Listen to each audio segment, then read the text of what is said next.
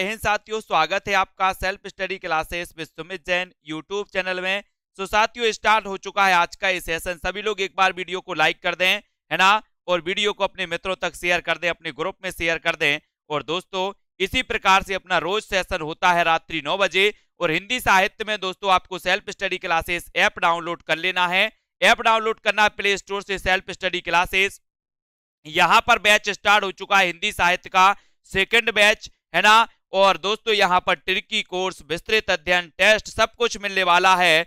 और बढ़िया तरीके से दोस्तों क्या हो जाएगा, बढ़िया तरीके से रश्मि जी मकर संक्रांति के अवसर पर टॉप 3 विनर्स के लिए ये हिंदी साहित्य की व्याकरण टेस्ट सीरीज, यहां पर टेस्ट प्रतियोगिता आयोजित की जाएगी, जिस पर आपको व्याकरण की टेस्ट सीरीज दोस्तों बिल्कुल फ्री में मिलने वाली है।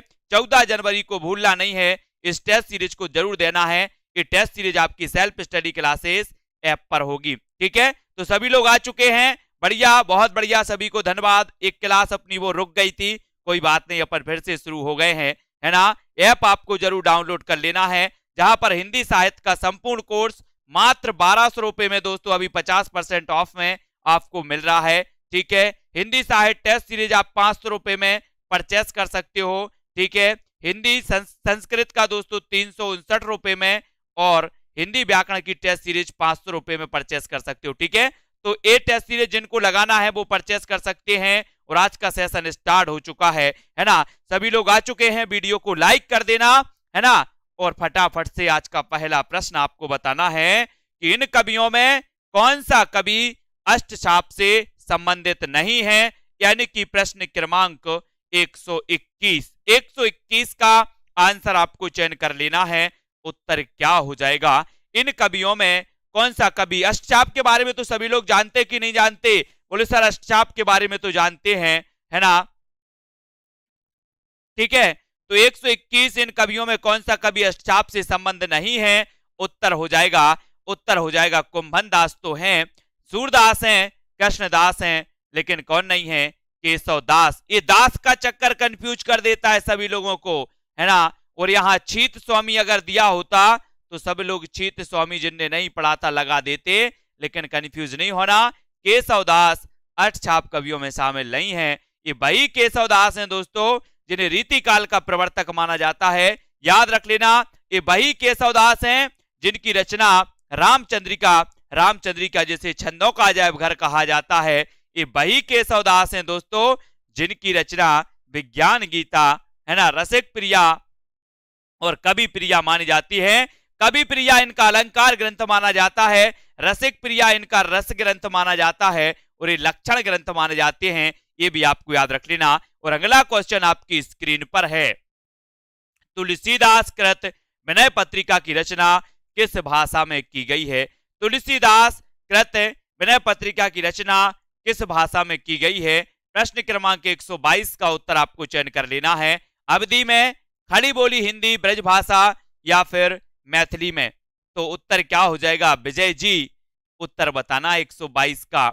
विनय पत्रिका की रचना किस भाषा में की गई है, तो अपन ने पढ़ा था तुलसीदास को, मैंने कई बार आपको बताया है कि तुलसीदास की 12 प्रमाणिक रचनाएं मानी जाती हैं। और जिन 12 प्रमाणिक रचनाओं में से आपने पता होगा कि जिनमें राम और मंगल आए, वो अवधि की, और जिनमें राम और मंगल ना आए वो ब्रज भाषा की, है ना। तो बिल्कुल सरल हो जाता है। बोले सर विनय पत्रिका की बात करोगे तो विनय पत्रिका ब्रज भाषा में है, ब्रज भाषा, और सी नंबर आपका बिल्कुल सही हो जाएगा। और आपको पता है कि रीति काल भक्ति काल में ब्रज भाषा अपने काव्य के रूप में चरम सीमा पर थी दोस्तों। वो तो इसकी दम टूट गया कब, जब ये पहुंची आधुनिक काल में, द्विवेदी युग जैसे काल में महावीर प्रसाद द्विवेदी ने हिंदी को समर्थन दिया, खड़ी बोली को समर्थन दिया, खड़ी बोली को, है ना।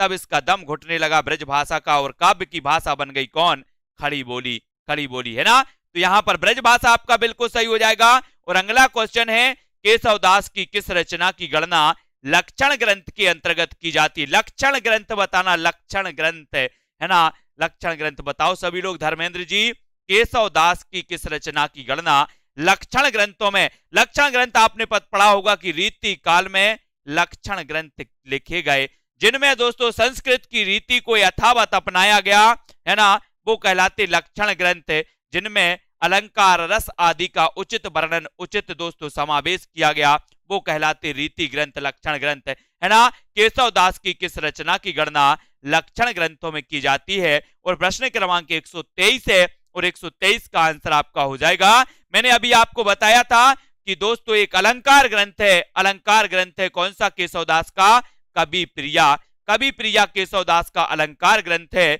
और दोस्तों कवि प्रिया यानी कि डी नंबर, कवि प्रिया यानी कि डी नंबर, इसे लक्षण ग्रंथ माना जाता है। और डी नंबर जिन्होंने चयन किया उनका आंसर बिल्कुल सही है ना, उनका बिल्कुल सही आंसर है D number, very good answer, D number, D सही हो जाएगा रश्मि जी, डी नंबर सही होगा। कवि प्रिया इनका लक्षण ग्रंथ है। 84 वैष्णव की वार्ता का लेखक कौन है? 84 वैष्णव की वार्ता, बोले सर चाहे 252 वैष्णव की वार्ता की बात कर लो, चाहे 84 वैष्णव की वार्ता कर लो, हिंदी साहित्य के इतिहास लेखन के स्रोत माने जाते हैं 84 वैष्णव की वार्ता, 252 वैष्णव की वार्ता, भक्तमाल, है ना, ये दोस्तों हिंदी साहित्य के इतिहास लेखन के स्रोत माने जाते हैं। जब हिंदी साहित्य का इतिहास लिखा गया सबसे पहले गारसा दत्तासी ने प्रयास किया दोस्तों, है ना, इस्तवार दाला लेते तो हिंदुस्तानी के माध्यम से। और दोस्तों ये फ्रेंच विद्वान थे, इन्होंने फ्रेंच भाषा में इस ग्रंथ की रचना की। लेकिन इस ग्रंथ की रचना आपको पता है कि हिंदी साहित्य के लेखन स्रोत के आधार पर की। वो स्रोत कौन कौन से थे? तो अपन पढ़ते हैं 252 वैष्णव की वार्ता, है ना, 84 वैष्णव की वार्ता, भक्तमाल, इनको पढ़ लेते हैं। और 84 वैष्णव की वार्ता के जो लेखक हैं वो माने जाते हैं गोकुलनाथ। कौन माने जाते हैं? गोकुलनाथ, यानी कि आपका उत्तर हो जाएगा विकल्प नंबर आ नंबर, बिल्कुल सही हो जाएगा, आ नंबर आपका बिल्कुल सही हो जाएगा। बरबे रामायण किसकी रचना है? बहुत बढ़िया प्रश्न है दोस्तों, बरबे रामायण यानी कि 125 का आंसर, 125 का उत्तर बताओ। मैंने आपसे पूछा है कि रामचरितमानस किसने लिखी? बोले सर रामचरितमानस लिखी किसने? तुलसीदास ने। अब रामचरितमानस अगर इन्होंने लिखी है तो इन्होंने बार बार रामायण पढ़ी होगी कि नहीं पढ़ी होगी? जल्दी बताओ। बोले सर अगर इन्होंने रामचरितमानस लिखी है, अगर नहीं लिखी ही है, इन्होंने रामचरितमानस लिखी है तो इन्होंने बार बार रामायण पढ़ी होगी। और बार बार पढ़ी तो बरबे रामायण, बरबे रामायण यानी बार बार रामायण किसने पढ़ी? बोले सर तुलसीदास ने, है ना, याद रख लेना। इन्होंने रामचरितमानस की रचना की और रामचरितमानस की रचना दोस्तों इन्होंने कर दी तो इन्होंने बार बार रामायण पढ़ी तुलसीदास जी ने, है ना। आपको पता होगा रत्नावली ने कह दिया कि इतनी भक्ति श्री राम के चरणों में लगाओगे, इतना प्रेम आप श्री राम से करोगे तो भाव सागर से तार तर हो जाओगे। बोले हद तेरी की, छोड़ दिया पूरा, है ना, छोड़ दिया और निकल गए, निकल गए और पहुंचे भैया कहां? बोले चित्रकूट के घाट पे, भाई संतन की भीड़, तुलसीदास चंदन घसे तिलक देत रघुवीर, है ना। कृष्ण की सरस क्रीड़ाओं का वर्णन करने वाला प्रख्यात ग्रंथ कौन सा है? कृष्ण की सरस क्रीड़ाओं का वर्णन करने वाला बताना है, उत्तर क्या हो जाएगा? 126 का आंसर चयन करना है, सभी लोग चयन करेंगे, उत्तर क्या होगा? कृष्ण की काव्या गोस्वामी, कहां डाउट है आपको? कृष्ण की सरस क्रीड़ाओं का वर्णन करने वाला प्रख्यात ग्रंथ कौन सा है? 126, और 126 में आपका उत्तर हो जाएगा कृष्ण की सरस, सरस बताना है, उत्तर क्या हो जाएगा? सरस क्रीड़ाओं का वर्णन करने वाला, सरस क्रीड़ाओं का वर्णन करने वाला जो ग्रंथ है वो ग्रंथ का नाम क्या है? वो ग्रंथ का नाम क्या है? सरस क्रीड़ाओं का वर्णन करने वाला जो ग्रंथ है वो दोस्तों ग्रंथ है कौन सा? गीत गोविंद। कौन सा ग्रंथ है? गीत गोविंद, यानी कि बी नंबर, गीत गोविंद, गीत गोविंद, है ना। इसको याद रख लेना, ये जयदेव की कृति मानी जाती है। एक रचना पूछी जाती है राग गोविंद, एक रचना पूछी जाती है गीत गोविंद। तो बोले सर इनमें अंतर क्या है, इसको याद कैसे करेंगे? राग गोविंद और गीत गोविंद में कई बार कंफ्यूज होते हैं, तो मैंने कहा कि गीत गोविंद के गाते हैं तो जय बोलते हैं, और राग किया था गोविंद से किसने? मीराबाई ने। राग किया था गोविंद से तो राग गोविंद मीराबाई, गीत गोविंद जयदेव। कृष्ण की सरस क्रीड़ाओं का वर्णन मिलता है किसमें? गीत गोविंद, और गीत गोविंद जयदेव की कृति है। सूरदास के संबंध में जानकारी का आधार ग्रंथ मुख्यतः कौन सा है? सूरदास के संबंध में बताना है दोस्तों, सूरदास, है ना, सूरदास वात्सल्य के चितेरे कवि कहे जाते हैं। और 127 का उत्तर हमें बताना है, उत्तर क्या हो जाएगा? एक क्वेश्चन पढ़ भी लिया था, है ना, रमेश पांडे जी, उत्तर क्या होगा? उत्तर क्या होगा?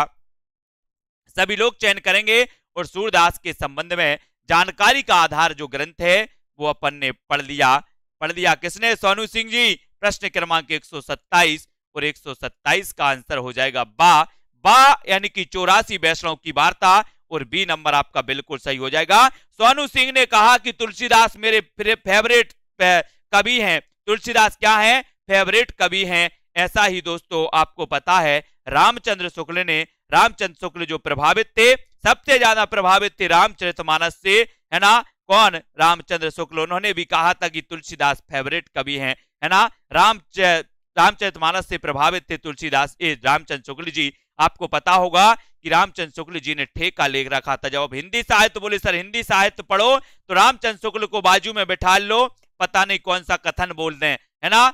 तो यहां पर आपको बताना नामदेव का संबंध किस प्रवृत्ति से है।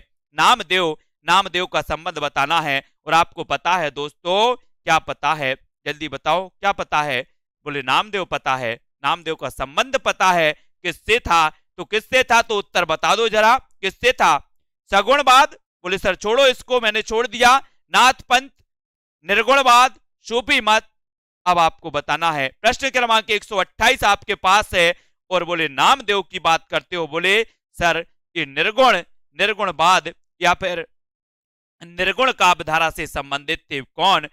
नामदेव, है ना? नामदेव यानी कि सी नंबर आपका बिल्कुल सही हो जाएगा।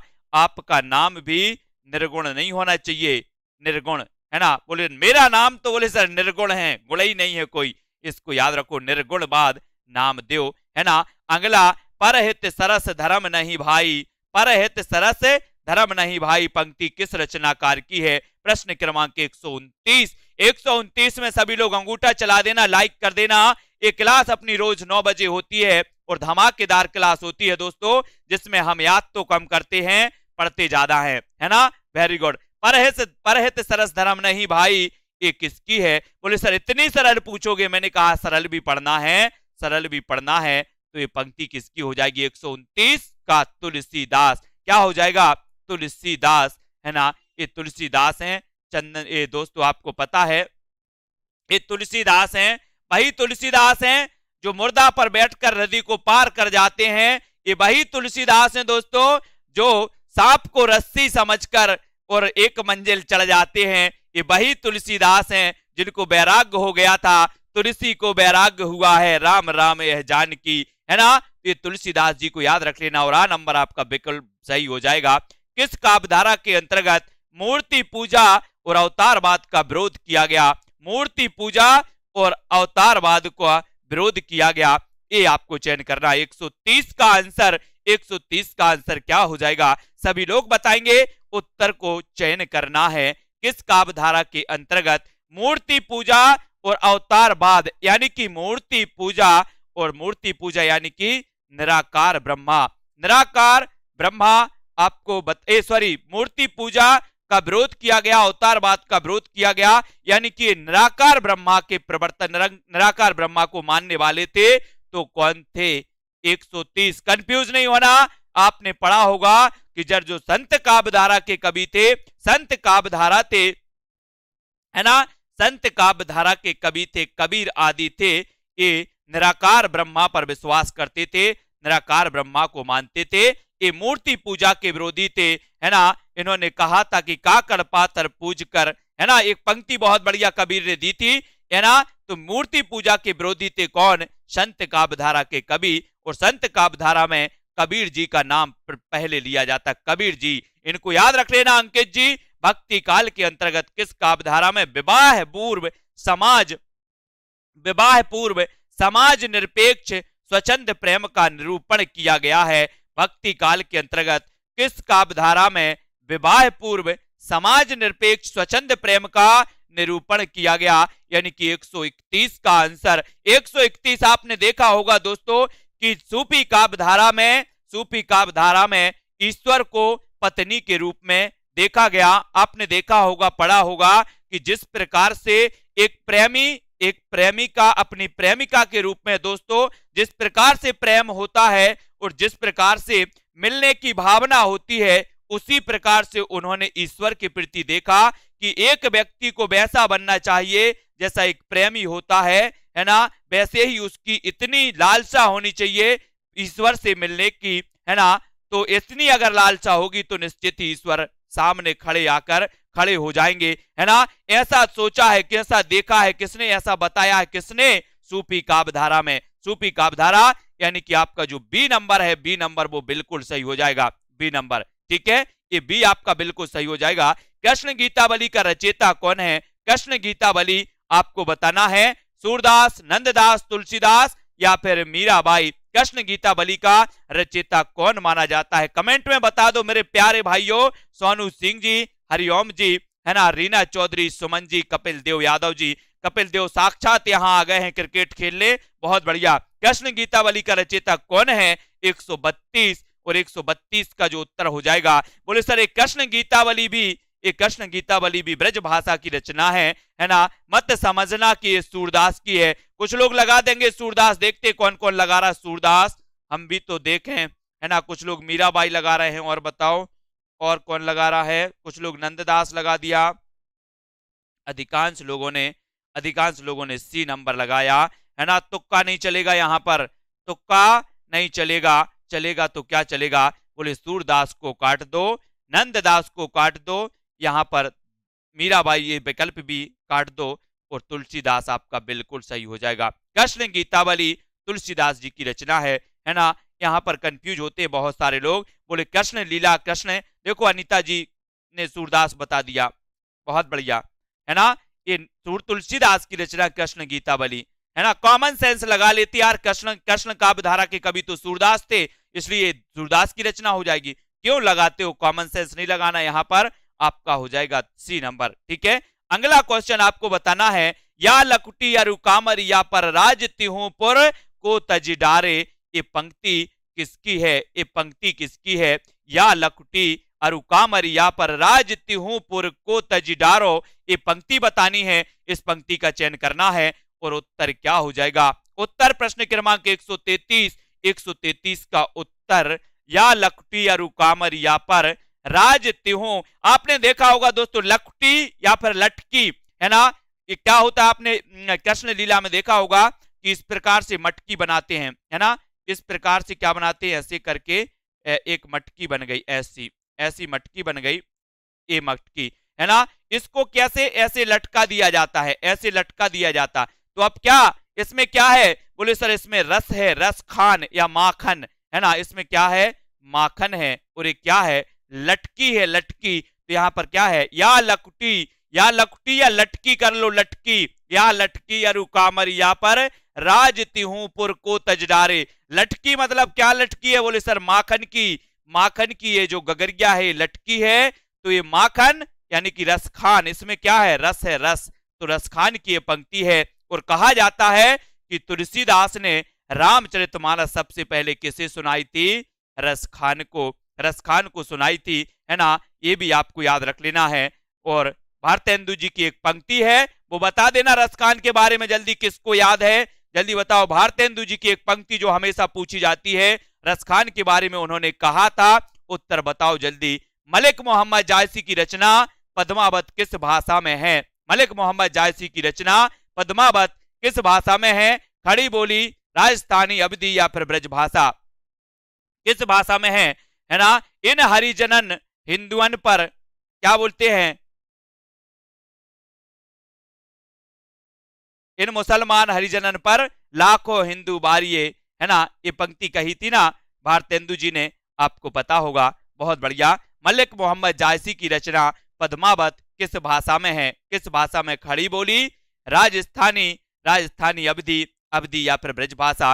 बोले सर मलिक मोहम्मद जायसी की पद्मावत की तो बात ही मत करो, ये महाकाव्य है, प्रथम प्रमाणिक महाकाव्य है, सूफी काव्य का महाकाव्य है। इसकी भाषा तो अवधी है। क्या है? अवधी है, पद्मावत की अवधी, पद्मावत की अवधी। Very good. और अवधी पूर्वी हिंदी की बोली मानी जाती है, पूर्वी हिंदी, है ना। इसको याद रख लेना। मीराबाई की भक्ति किस भाव की है? मीराबाई की भक्ति, मीराबाई आ गई, है ना। ये मीराबाई कौन थी? इनके राग गोविंद रचना इन्होंने लिखी थी, है ना। और दोस्तों इन्होंने नरसिंह जी को मायरो, राग गोविंद, ये इनकी रचनाएं मानी जाती हैं, मीराबाई, है ना। और दोस्तों इन्होंने लिखी थी गीत गोविंद की टीका भी इन्होंने लिखी थी, गीत गोविंद की टीका, राग गोविंद, है ना, नरसिंह जी को मायरो। और दोस्तों ये रचनाएं मीराबाई जी की मानी जाती है ना। मीराबाई जी कहती, क्या बोलती थी कि मेरा और ना दूजो कोई, ये भक्ति करती थी दोस्तों, है ना। दाम्पत्य भाव भी माना जाता है इनका। और यहाँ पर माधुर भाव ये कई बार पूछा गया है, माधुर भाव, है ना। बी नंबर आपका बिल्कुल सही हो जाएगा, मीराबाई की बी नंबर माधुर भाव। इन प्रश्नों को अपन को बिल्कुल, इन प्रश्नों को जब अपन बार बार पढ़ेंगे, बार बार पढ़ेंगे, बार बार पढ़ेंगे, तो हम बार बार सही करके भी आएंगे, है ना, गलत नहीं करना। जाके प्रिय ना राम वैदेही, पंक्ति तुलसीदास की किस रचना से उद्धृत है, ये बताना है किस रचना से ली गई है तुलसीदास की। जाके प्रिय ना राम वैदेही, और 136 का उत्तर आपको बताना है। और 36 का जो आंसर हो जाएगा वो क्या हो जाएगा, जाके प्रिय ना राम वैदेही, राम वैदेही। और दोस्तों कितनी विनय से ये पंक्ति कही गई है, बोले सर बड़ी विनय से बोली गई, जाके प्रिय ना राम वैदेही, जाके प्रिय ना राम वैदेही, है ना। और उत्तर क्या हो जाएगा, उत्तर हो जाएगा, बोले सर ये तो विनय पत्रिका, विनय पत्रिका से ली गई है ना। और हम पत्रिका जब लिखते हैं, किसी को पत्रिका लिखते हैं तो क्या बोलते हैं, प्रिय, है ना, प्रिय लिखते हैं, प्रिय, प्रिय पिताजी, है ना, ऐसे लिखते हैं ना, प्रिय मित्र, ऐसे लिखते प्रिय। तो यहां पर आ गया प्रिय, प्रिय, बोले सर हम प्रिय लिखते हैं काय में, पत्रिका में। किसी को पत्र लिखते ना, लेटर लिखते हो, पत्र लिखते हो, तो उस पत्रिका में हम लिखते हैं क्या, प्रिय मित्र, है ना, लिखते तो प्रिय, काय में लिखते पत्रिका में, तो ये पत्रिका की हो जाएगी विनय पत्रिका, यानी सी नंबर आपका बिल्कुल सही होगा, सी, है ना, सी हो जाएगा। इनमें से किस कवि को ब्रज कोकिल कहा जाता है, ब्रज कोकिल, यानी कि 137, ब्रज कोकिल किसे कहा जाता है, जल्दी से बताना है बिमलेश जी, अंजू रानी जी, शशि सिंह जी। और जिन भी साथियों ने दोस्तों अभी तक एडमिशन नहीं लिया है, वो एडमिशन जरूर ले लेना, है ना। Self study classes app download कर लो, एडमिशन ले लो, बढ़िया तरीके से टीजीटी पीजीटी भी आपका आने वाला है ना, जल्दी आएगा। और जल्दी आपका पेपर होगा, एलटी वाले हों, नेट वाले हों, टेट वाले हों, कोई भी हो, हिंदी साहित्य को घोर के पीना है, काय में, है ना, घोर कर पीना है हिंदी साहित्य को। तो सेल्फ स्टडी क्लासेस में आ जाओ दोस्तों, पता भी नहीं चलेगा। 137 का उत्तर हो जाएगा। बोले सर ब्रज कोकिल की बात करते हो तो सत्यनारायण कविरत्न, सत्यनारायण कविरत्न को कहा जाता है ब्रज कोकिल। और बोले सर मैथिल कोकिल भी कहा जाता है किसी को, तो मैंने कहा हाँ, मैथिल कोकिल भी कहा जाता है किसे, विद्यापति को, विद्यापति को मैथिल कोकिल, ब्रज कोकिल कहा जाता, सत्यनारायण कविरत्न। ये दोनों में कंफ्यूज नहीं होना, कभी कभी नहीं तो ब्रज कोकिल को लगा दो विद्यापति, मैथिल कोकिल को लगा दो सत्यनारायण। तो ब्रज कोकिल, सत्यनारायण, है ना। और दोस्तों मैथिल कोकिल विद्यापति, इनको याद रख लेना है। संत साहित्य में सबसे अधिक पंडित कवि कौन थे, एक क्वेश्चन भी कई बार आया, सबसे पढ़े लिखे कौन थे, सबसे पंडित कौन थे, श्रृंगार रस के विरोधी कौन थे, जल्दी से बताओ। प्रश्न क्रमांक 138, 138 का उत्तर, 138 का उत्तर, संत साहित्य में सबसे अधिक पंडित कौन थे, है ना, सबसे ज्यादा पढ़े लिखे कौन थे, श्रृंगार रस के विरोधी कौन थे। बोले सर मैंने तो कई बार पढ़ा है कि सुंदर लोगों को सजने की जरूरत नहीं होती, है ना, सजने की जरूरत नहीं होती मतलब श्रृंगार की जरूरत नहीं होती। तो उत्तर इसका क्या हो जाएगा, क्या हो जाएगा, संत साहित्य में सबसे अधिक पंडित विद्वान, है ना, पढ़े लिखे, श्रृंगार रस के विरोधी माने जाते हैं सुंदर दास। और सुंदर से आया सुंदर, और सुंदर को सजने की जरूरत नहीं होती, यानी कि श्रृंगार की जरूरत नहीं होती। तो इनने विरोध कर दिया, बोले मुझे तो श्रृंगार की जरूरत ही नहीं है ना, विरोध कर दो ताकि हमसे कोई ज्यादा सुंदर ना लगे, है ना, ऐसे। तो सुंदरदास पंडित थे, विद्वान थे, श्रृंगार रस के विरोधी थे, यानी कि सी नंबर आपका बिल्कुल सही हो जाएगा। दुल्हन गावहु मंगलाचार, पद पद किसके द्वारा रचित है, किसके द्वारा रचित है, दुल्हन गावहु मंगलाचार। प्रश्न क्रमांक 139, 139 का आंसर क्या हो जाएगा, 139 का आंसर क्या हो जाएगा, दुल्हन गावहु मंगलाचार। उत्तर बताना है, उत्तर क्या हो जाएगा। माही जी, विनीता जी, है ना, और ज्ञानेश शर्मा जी, सभी लोगों को 139 का जब चयन करने के लिए बोला, बोले सर दुल्हनी गावहु मंगलाचार, ये पंक्ति तो किसकी है, ये पंक्ति तो किसकी है, ये पंक्ति तो किसकी है, जल्दी बताओ। 139 और 139 का आपने बिल्कुल सही चयन किया। बोले सर बी नंबर में टिक लगा दो। मैंने कहा ठीक है, टिक लगा दे रहे हैं। आपका उत्तर चला जाता है बी की ओर, कबीरदास। कबीरदास यानी कि बी नंबर कबीरदास है ना, वो अपन को याद आ जाता जब कबीर की बात करते हैं। तो पोती पढ़ पढ़ जग मुआ, पंडित भयानक कोई। रामचरितमानस में कितने कांड हैं जल्दी से बताओ, और रामचरितमानस के कांड क्रमबद्ध जल्दी जल्दी से बता देना लिख करके। कौन बता पा रहा है? सबसे पहले रामचरितमानस के जो कांड हैं उनको क्रमबद्ध बताना है कि कौन सा कांड कितने नंबर पर कौन सा आता है। परीक्षा में पूछे जाते हैं रामचरितमानस के कांडों को क्रमबद्ध कीजिए, ऐसा क्वेश्चन आता है। रामचरितमानस में कितने कांड हैं? आपने बता दिया 7 कांड, मैंने मान लिया। ठीक है, अब आप लोग बता दो कि रामचरितमानस के जो कांड हैं वो क्रमबद्ध। जल्दी बताओ कौन बता पा रहा है सबसे पहले, हम भी तो देखें कौन कितनी गहराई से पढ़ रहा है ना। जल्दी बताओ रामचरितमानस में सर्ग तो ठीक है, वो तो हैं अपने कांड, 7 कांड हैं। और उत्तर क्या हो जाएगा? प्रश्न क्रमांक 140 का आपका हो जाएगा क्या? 7। डी नंबर हो गया, डी नंबर हो गया। बोले सर रामचरितमानस 7 लेकर चलते, हम 7 लेकर चलते तो 7 कांड हो जाएंगे। ठीक है, ओके, बिल्कुल सही है, लेकिन अभी तक किसी ने नहीं बताया है ना, और कोई नहीं बताएगा क्या इसके?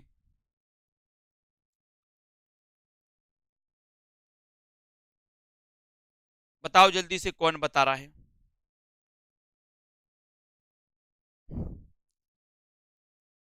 हाँ, बाल अयोध्या, अरण्य सुंदर लंका उत्तर। बहुत बढ़िया प्रदीप पंत जी, वेरी गुड, बहुत बढ़िया, बढ़िया, बिल्कुल सही है। संतराम यादव जी बहुत बढ़िया, ये 7 कांड है और बिल्कुल सही है। हाँ, बाल, अयोध्या, अरण्य, किष्किंधा, सुंदरकांड, लंका कांड और उत्तरकांड। गुंजा जी बहुत बढ़िया, सभी लोगों ने लगभग बता दिया है ना। बहुत बहुत धन्यवाद, आप लोगों का बड़ा उपकार किया आप लोगों ने। मानुष प्रेम भयो बेकुंठी पंक्ति किस कवि की है? किस कवि की है? सुषमा जी, ए त्रिपाठी, नवीन जी, सरस्वती जी है ना, अंश यादव जी, यानी कि नीतू नाम है इनका, बहुत बढ़िया है ना, और अनूप आरती सक्सेना जी, सभी लोगों ने बताया है। बिमलेश जी है ना, मतलब ये याद है आप लोगों को। ठीक है, गाड़ी अब आगे बढ़ रही है। मनुष्य प्रेम भयो बेकुंठी, ये किसकी, ये पंक्ति किसकी है? ये पंक्ति बताना 141 में, ये पंक्ति किसकी है? राम जी अकबल यादव, कपिल देव जी ने भी बता दिया है, बहुत बढ़िया है ना। दारसू, सुषमा, डॉक्टर वंदना जी। अब 141 पे आ जाते हैं हम। 141, मानुष प्रेम भव्य बेकुंठी पंक्ति किस कवि की रचना है? तुलसीदास, मंझन, मलिक मोहम्मद जायसी या फिर कुतुबन की? किसकी मानी जाती है? मानुष प्रेम भयु बेकुंठी। और 141 में बोले सर प्रेम की बात की है किसने? सूफी काव्य धारा के कवियों में। तो सूफी काव्य धारा के कवियों में प्रमुख माने जाते हैं कौन? जायसी। मानुष प्रेम भयु बेकुंठी जायसी। बेकुंठ जाए, अपन बोलते ना बेकुंठ जाओगे सीधे, भगवान की पूजा करोगे तो सीधे बैकुंठ तर जाओगे है ना। तो बेकुंठ जायसी, बेकुंठी जायसी है ना, बेकुंठ जायसी ऐसे याद करना, बेकुंठ जायसी तो जायसी।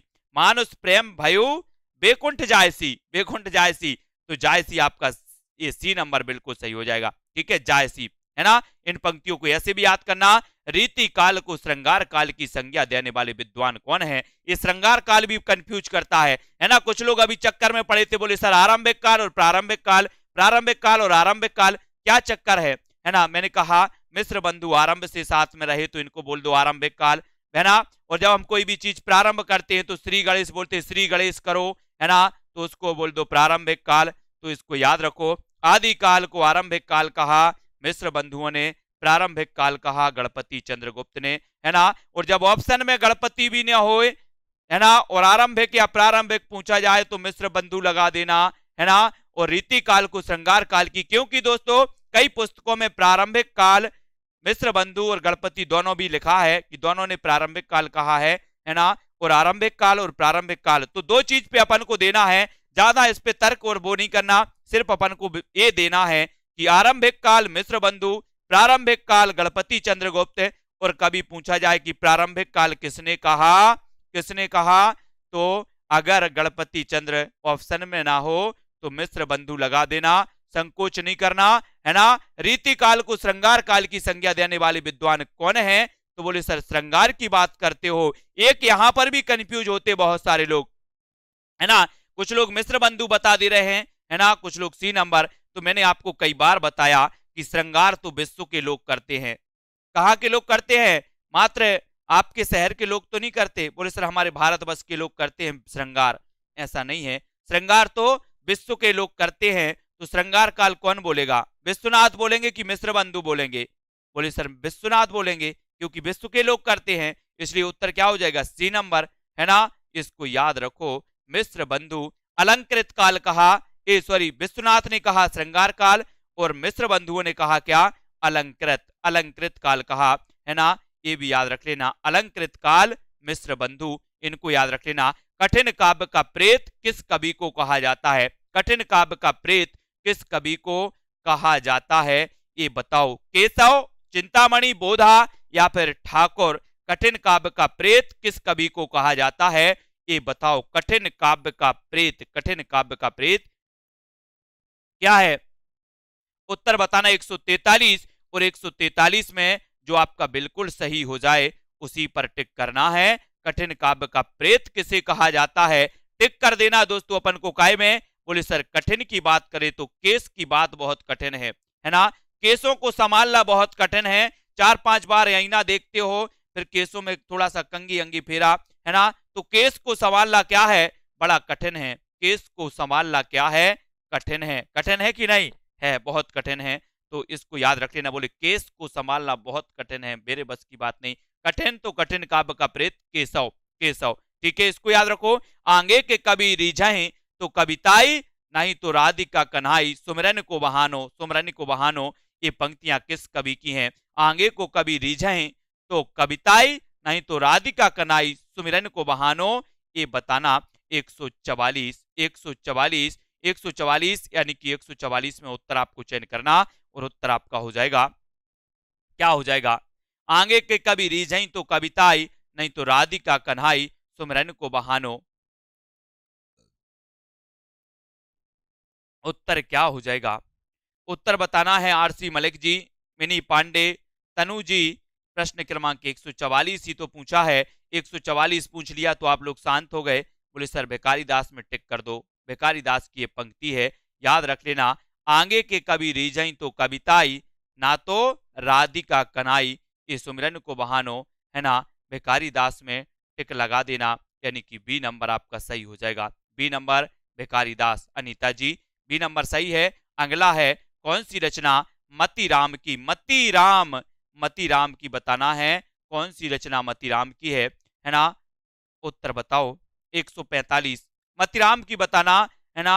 मती, मती और मती, ये 145 और 145 में आपने चयन किया है कि सर मती जो हो जाए, मती कैसी मती हो? ललित, ललित मती होनी चाहिए आपकी, है ना। ललित ललाम मतीराम, ललित ललाम मतीराम, है ना।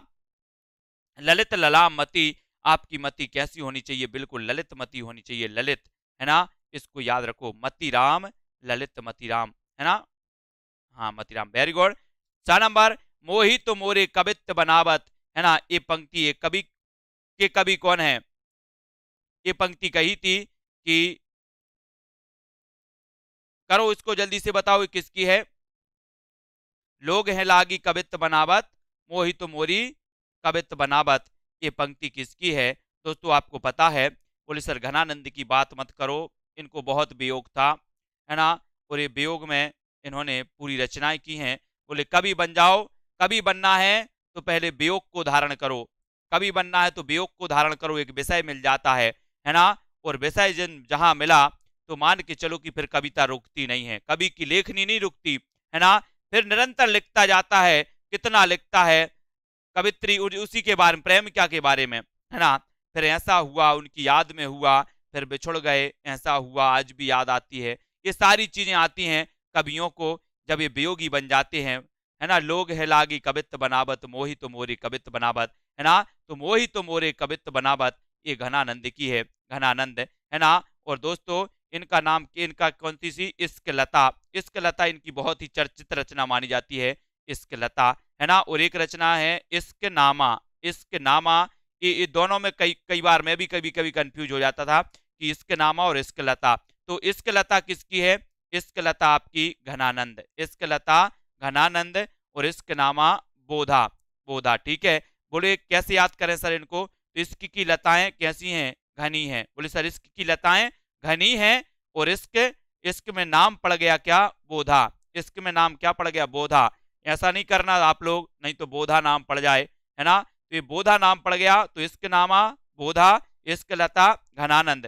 ठीक है, ये घनानंद साहब हैं, इनको याद रखेंगे। अगला है सुजान चरित किसकी रचना है? 147।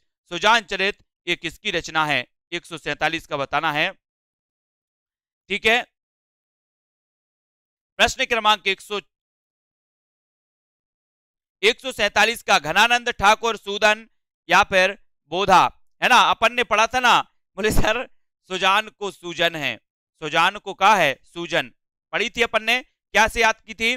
सुजान को सूजन है, सुजान को कहा है? सूजन, है ना। सूजन चढ़ जाती ना, बोले सर हमारे उंगली में सूजन है, ऐसे ही करो, सुजान को सूजन है, सुजान को क्या है? सूजन। तो सुजान चरित के रचनाकार कौन होंगे? घनानंद लगाओगे क्या?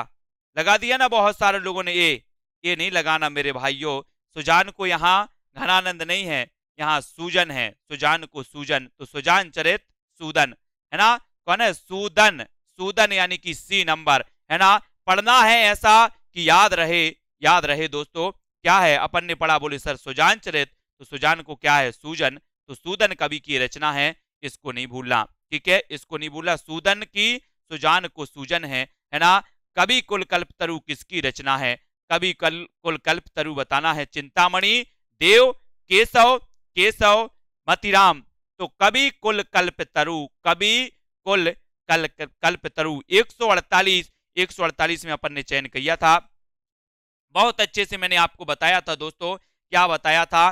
बोले सर अपने अपने कुल की सबको चिंता रहती है ना। एक दोस्तों आपका जो कुल है वो तरु के समान होता है, तरु, है ना। आपने देखते हैं कि एक तरु एक वृक्ष है, उसकी विभिन्न डालियां हैं, शाखाएं हैं। आपका भी एक कुल वृक्ष के जैसा है, उसकी विभिन्न शाखाएं हो जाती हैं। और कुल की चिंता, कुल की चिंता है आप लोगों को कि नहीं? बोले सर बहुत चिंता है, कुल की चिंता करना है। कौन कौन करता कुल की चिंता? कुल की चिंता करोगे तो दोस्तों क्या हो जाएगा? कुल और कवि कुल। बोले कवि को कुल की चिंता है, कवि को कुल की चिंता है, हमें भी कुल की चिंता है। ठीक है, तो आ नंबर कवि कुल कल्पतरु चिंतामणि। रीति मुक्त कवि कौन है? रीति मुक्त आपको पता है दोस्तों कि आचार्य विश्वनाथ ने, आचार्य विश्वनाथ ने आपने पढ़ा होगा, आचार्य विश्वनाथ ने रीति काल को श्रृंगार काल कहा, श्रृंगार काल कहा। लेकिन इन्होंने रीति काल को 3 भागों में बांटा। एक कभी याद रख लेना, आपसे पूछा जाएगा कि रीति काल को रीतिबद्ध, रीति सिद्ध और रीति मुक्त 3 काव्य धाराओं में किसने बांटा? तो बता देना, विश्वनाथ ने। विश्वनाथ ने रीति काल को श्रृंगार काल कहा, बिल्कुल सही है। रीति काल को 3 भागों में बांटा किसने? विश्वनाथ ने। रीति मुक्त, रीति सिद्ध और रीति मुक्त विश्वनाथ ने ही बांटा है, ध्यान रखना, है ना, विश्वनाथ ने। और रीति मुक्त कवि कौन है? तो बोले सर केशव दास तो नहीं है, भिखारी दास भी नहीं है, चिंतामणि भी नहीं है, तो कौन है रीति मुक्त? बोले घनानंद, घनानंद हैं, घनानंद। इसको याद रख लेना, रीति मुक्त माने जाते हैं, है ना, रीति मुक्त घनानंद। ठीक है, आपका बी नंबर बिल्कुल सही है। अमीय हलाहल मद भरे सोइत श्याम रतनार, जियत मरत झुक झुक परत, जे ही चित्तबत एक बार। तो यहां पर क्या आ गया? अमीय, अमीय आ गया। बोले सर अमीय से अमिया ले लो या फिर अमृत ले लो, है ना, या फिर सुधा ले लो। बोले सर सुधा रस मिल जाए, सुधा रस मिल जाए तो क्या कहना फिर? अमीय, यहां पर अमीय आ गया। अमीय, अमिया खाते ना अपन जब आम छोटा छोटा रहता, अमिया।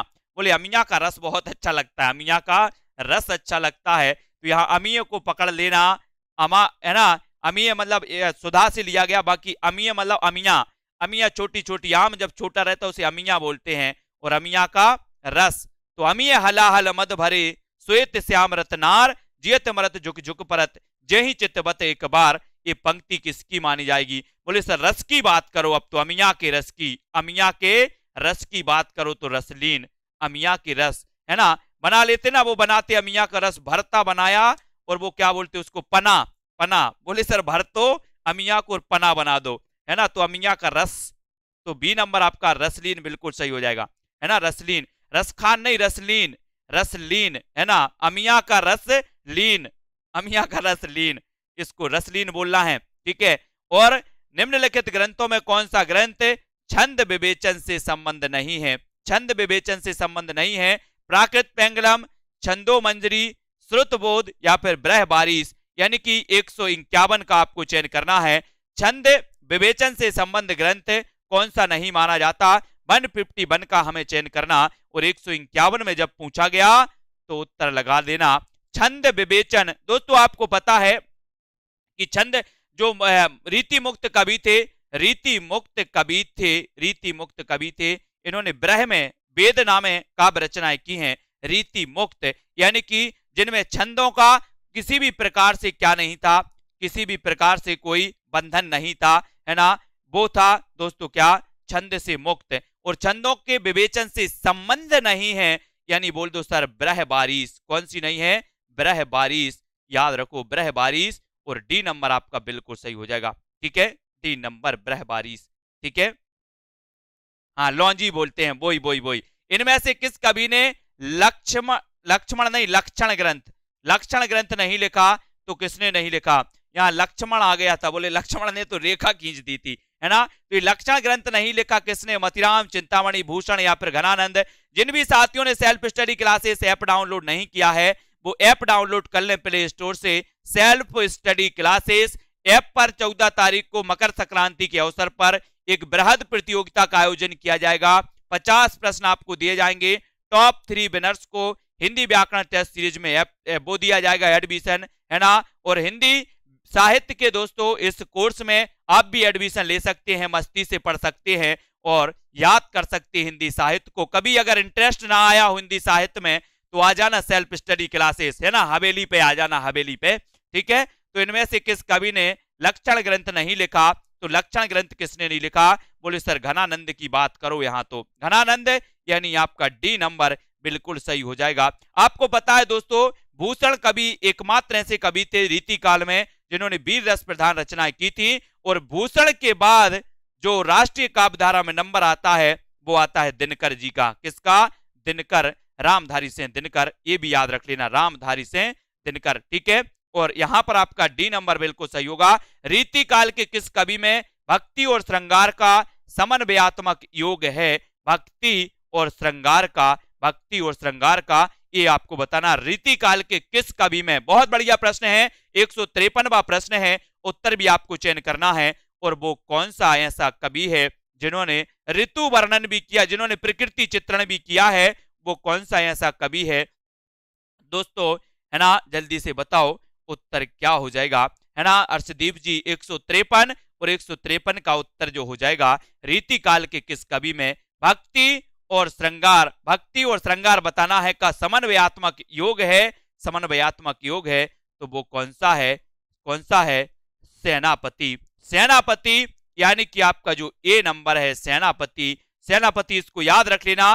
भक्ति और श्रृंगार का समन्वयात्मक योग है सेनापति, सेनापति यानी कि आपका जो आ नंबर है वो बिल्कुल सही हो जाएगा, सेनापति बिल्कुल सही हो जाएगा, ठीक है। आपका ये नंबर बिल्कुल सही हो जाएगा। अगला क्वेश्चन है ना, तंत्रीनाद कवित्त रस सरस राग रति रंग अन बूढ़े बूढ़े तिरे जे बूढ़े सब संग। ये पंक्ति किसकी है? ये पंक्ति सभी लोग बताएंगे। 154 का आंसर चयन करना है ना। लाइक जरूर कर देना, सभी लोग लाइक कर देना, है ना, सभी को करना है दोस्तों। गुरु दक्षिणा देकर जाना है ना, सभी लोगों को लाइक, ये अंगूठा नहीं मतलब अंगूठा दबाकर जाना है। तंत्रीनाद कवित्र सरस राग रति रंगन बूढ़े बूढ़े तरे जे बूढ़े सब अंग। घनानंद, मतिराम, बिहारी या फिर ठाकुर। ये पंक्ति किसकी है? 154, 154 में उत्तर लगाना है। और बोले सर तंत्रीनाद कवित्र सरस राग रति रंग अन बूढ़े बूढ़े तरे जे बूढ़े सब अंग। अब एक चीज बताना दोस्तों, आप लोग बिहारी और बिहार समझते हैं, बिहार क्या समझते हो? बिहार मतलब बोले सर एक बिहार राज्य है ना। बिहार मतलब एक चीज और होता है, यहां से यहां जाना, मतलब यहां से हम कहां जा रहे हैं, यहां पर जा रहे हैं तो अपन बोलते कि वो तो यहां से बिहार कर गए। बिहार कर गए मतलब यहां से चले गए, है ना। तो बिहार करना मतलब होता है चले गए। तो यहां पर वही चीज बताई गई है कि अन बूढ़े बूढ़े तरह, तरे मतलब अपन बोलते ना तर जाओगे, मतलब यहां से चले जाओगे, चले जाओगे, बिहार कर जाओगे। तो ये पंक्ति किसकी होगी? बिहारी की ठाकुर की? बिहारी, बोले सर बिहार, बुहार बिहारी मतलब बिहार कर गए। अन बूढ़े बूढ़े तरे, अन बूढ़े और बूढ़े सब बिहार कर गए, तरे है ना, तो तर गए, इसको याद रखो, तिरे। तो ये किसकी है? बिहारी की। थोड़ा सा यहां पर अपन को कॉमन सेंस लगाना है, ठीक है, इसको याद रख लेना। हाँ, बिहार का मतलब होता है कि मतलब घूमना, भ्रमण करना, या एक स्थान से दूसरे स्थान पर चले जाना, इस प्रकार से।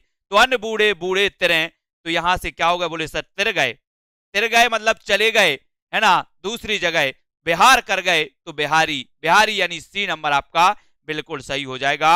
और 154 नंबर पर अपनी आज की जो रामायण है वो बिल्कुल सही यहां पर खत्म हो जाता है। अब मकर संक्रांति के अवसर पर इस प्रतियोगिता में कौन कौन भाग लेना चाहता है, वो आज ही आपको self study classes app download करना है। यहां पर 1 तारीख वाली प्रतियोगिता भी मौजूद है, उस प्रतियोगिता भी लगा लेना। 1 तारीख को अपनी बृहद प्रतियोगिता का आयोजन किया गया था, जिनमें 3000 प्रश्नों की टेस्ट सीरीज में टॉप 3 विनर्स को एडमिशन दिया गया, जिसमें से सबसे पहले थी लवली जी, है ना, मोनू जी, रक्षित शर्मा जी, ये टॉप 3 विनर्स थे, जिनको दोस्तों 3000 प्रश्नों की टेस्ट सीरीज में एडमिशन दे दिया गया है। अब आप भी विनर्स बन सकते हो, और दोस्तों व्याकरण, हिंदी व्याकरण की टेस्ट सीरीज में बिल्कुल फ्री में एडमिशन पा सकते हो, ठीक है। और एक 26 जनवरी को गणतंत्र दिवस के अवसर पर भी एक बृहद प्रतियोगिता का आयोजन किया जाएगा। सिर्फ आपको करना है सेल्फ स्टडी क्लासेस ऐप। और दोस्तों यहां पर न्यू बैच 5 जनवरी से स्टार्ट हो गया है, जो कि आपको 50% ऑफ, यानी कि दोस्तों अभी तक की सबसे कम फीस में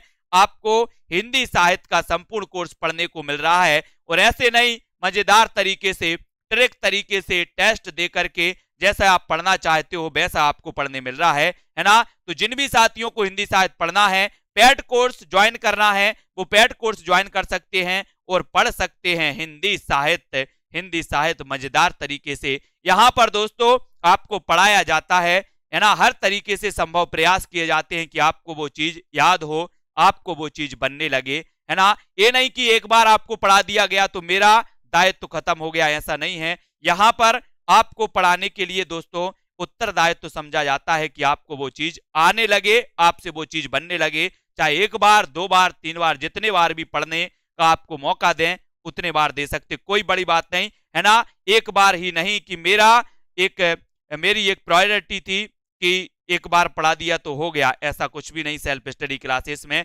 जितनी बार पढ़ो, और दोस्तों कोर्स में भी अनलिमिटेड बार आप वीडियो देख सकते हो। ऐसा भी नहीं है कि उसमें 3 बार देखने का प्रतिबंध हो या 4 बार देखने का, आप जितनी बार देख सकते हो। कविता यादव जी उतनी बार, अनलिमिटेड बार उसको पढ़ सकते हो। सुषमा जी, धर्मेंद्र, ओके, आशा बच्चन, ममता जी, सुमित कुमार जी, अर्चना जी, जरूर दोस्तों वीडियो को लाइक कर दें अपने मित्रों तक, है ना। प्रीति सिंह, प्रमिला, ममता, नीलम, हेमलता, आयुष सिंह जी, है ना, दारसू शर्मा जी, पढ़ते रहें और दोस्तों पढ़ाते रहें। वीडियो को लाइक करते रहें, अपने मित्रों तक शेयर करते रहें। आकाश, ममता, अनीता, है ना, आरसी मलिक जी, इतने अच्छे से आप लोग पढ़ते हो, इतने अच्छे से कमेंट लिख लिख कर प्रोत्साहन भी करते हो, तो हम भी आपको प्रोत्साहित करते हैं। रीता पटेल, लाल दास जी, अपन ने एक रचना पढ़ी थी ना, वाद विवाद संवाद निबंध किसका है, वाद विवाद संवाद निबंध किसका है, अपन ने पढ़ा था नामवार सिंह का। नामवार सिंह की पढ़ी थी ना, बोले सर नाम ना लो तो वाद विवाद करने लगते, इसलिए नाम ले ले रहे सबका। रीनू चमोली, ममता जी, सोनू जी, योगेंद्र जी, मनोज, ममता जी, है ना, विपिन, अमरजीत, मधु जी, महेंद्र, तानू जी, रेखा जी, मिनी जी, है ना, मनोज, विमलेश जी, दिनेश जी, गुप्ता, सोनू जी, बिल्कुल सही है, कुशल जी, हेमलता, मनोज, सतीश, हर्षदीप, हेमा जी, रीनू, पूजा जी, सौरभ, रेखा जी, मनीष जी, बिल्कुल सही है, ठीक है ना, मनोज जी, धर्मेंद्र और ज्ञानेश, हेमलता, मिनी पांडे, ओके, श्रीधर जी, सोनू कुमार जी, सोनू सिंह जी, शिल्पा जी, मोहित जी, अंजलि जी, कविता जी, ठीक है, बिल्कुल सही है कविता जी, बहुत बढ़िया। श्रीधर, रेखा जी, बोरा, रेखा जी, रेखा जी, हेमलता, दीपू यादव, सोनू कुमार जी, प्रियंका जी, बिल्कुल सही, नाम ले लिया, नाम तो लूंगा, सब वाद विवाद संवाद करने लगोगे आप लोग, है ना। धर्मेंद्र, निशा जी, मौर्या, श्रेली, सुमित जी, श्रीधर जी, ममता जी, कल्पना जी, ठीक है, बिल्कुल सही है। अर्चना, सोनू, दीपू जी, सोनम सिंह जी, श्रीधर, ऋतु जी, है ना, और ठीक है, मुसरत निसा जी, अंजलि, अनुज जी, शहरी, मिनी, दारसू, मनोज जी, महेंद्र, रीनू जी, बहुत बढ़िया, है ना, शिवांगी और कमलेश जी, है ना, गमर सिंह जी, बहुत बढ़िया, अनिल जी, ममता, मातृभाषा हिंदी, हेमा सिंह, दारसू जी, है ना, और आरसी जी, रेखा, अर्चना, अनुपम, डॉक्टर वंदना जी, बिमलेश, मनोज जी, ममता, सोनू, अंजू जोशी जी, मीनाक्षी जी, है ना, आरती सक्सेना, रीनू जी, बहुत बढ़िया, कमलेश जी और सैरी जी, संदेश जी, अभिलाषा रावत जी, प्रीति गोले, बहुत बढ़िया, ठीक है, मधु, प्रांजल जी, सोनम जी, रेखा जी, तड़के, है ना, और रीनू जी, डॉक्टर मिथिलेश जी, है ना, और डीके गुरु जी, लाली यादव, उमा जी, प्रियंका, प्रदीप जी, किरण आरसी, सभी को धन्यवाद दोस्तों, प्रीति सैनी, लवकुश प्रसाद, हरिओम जी, है ना, महेश, सरोज, हेमलता जी, अभिलाषा, डीके, मनोज, अन्नू जी, है ना, और कौन है, ममता जी भी हैं, सुमन जी, रेखा जी, रेखा हैं, उदय यादव जी हैं, अजय कुमार जी हैं, सभी को धन्यवाद। वीडियो को लाइक करो और 5:30 वाली क्लास, पेड वाले सभी 5:30 वाली क्लास जरूर अटेंड करें, है ना। कल से नाटक अपना प्रारंभ हो रहा है, अपन नाटक करेंगे, है ना। एक नाटक निबंध है ना भारतेंदु जी का नाटक, बोले नाटक निबंध किसका है, बोले सर भारतेंदु जी। भारत के लोग बोले सर बहुत नाटक करते हैं, नाटक करते हैं, मंच पर भी करते हैं, बाहर भी करते हैं, अंदर भी करते हैं, नाटक करते हैं, है ना, नाटक करते हैं। तो सोनू जी, है ना, अंजू देवी और डीके गुरु जी, सोनम जी, लता जी, तो नाटक निबंध किसका है, भारतेंदु जी का। अपन ने पढ़ा था ना नाटक निबंध भारतेंदु जी का है। और कल से अपन नाटक पढ़ रहे हैं, अर्षदीप जी, रेखा देवी, है ना, माया गौर जी, डीके गुरु, ममता मेहता जी, सभी को धन्यवाद। सभी लोग पढ़ते रहें, है ना, रीनू, अर्चना, हेमचंद्र सिंह जी, अनिकेत जी, वेरी गुड अनिकेत, न्यूज, सभी को धन्यवाद। आज के वीडियो के लिए साथियों इतना ही, है ना। लाइक जरूर करते रहें, शेयर जरूर करें सोनम जी, है ना, और पढ़ते रहें हरजेश उपाध्याय और विवाह सर्वेश, ठीक है। सभी को धन्यवाद, अंजू देवी, लता जी, ममता जी और नामबीर सिंह जी, बहुत बढ़िया, धन्यवाद, जय हिंद।